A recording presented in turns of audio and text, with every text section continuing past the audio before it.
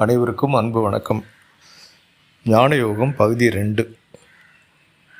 இது உடனடி ஞானம், இன்ஸ்டன்ட் காஃபி மாதிரி இன்ஸ்டன்ட் என்லைட்டன்மெண்ட்.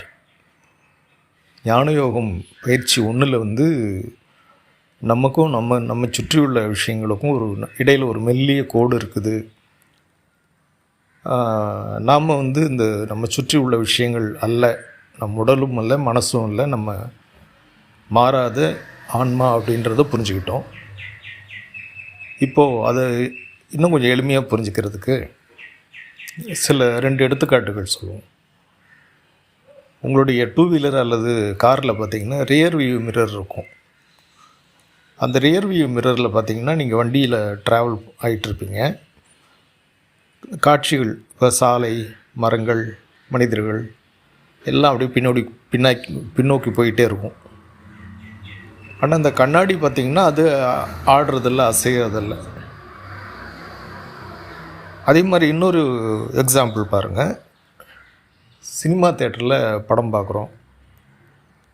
படம் ஆரம்பிக்கிறதுக்கு முன்னாடி ஸ்க்ரீன் பார்த்திங்கன்னா அது எதுவும் செய்கிறதில்ல. ஒரு இடத்துல அப்படியே ஆடாமல் அசையாமல் அப்படி சும்மா சாட்சியாக நிற்குது.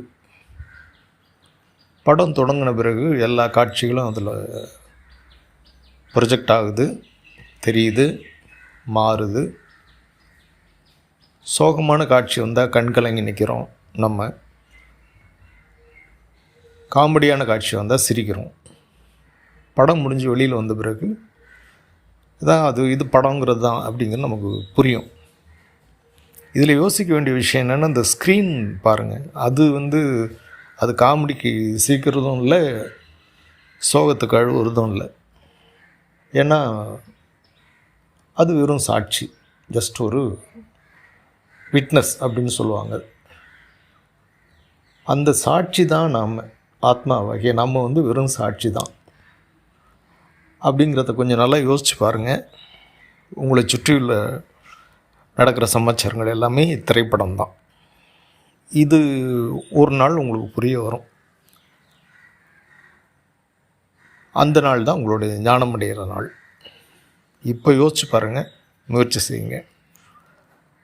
தொடர்ந்து வீடியோக்குள்ளே பாருங்கள், சப்ஸ்கிரைப் பண்ணுங்கள், பிடித்திருந்தால் லைக் பண்ணுங்கள். உங்களுடைய சந்தேகங்களை தயவு செஞ்சு கேளுங்க. ஆன்மீக ரீதியாக இருக்கிற சந்தேகங்கள் மட்டுமே. நன்றி, வணக்கம்.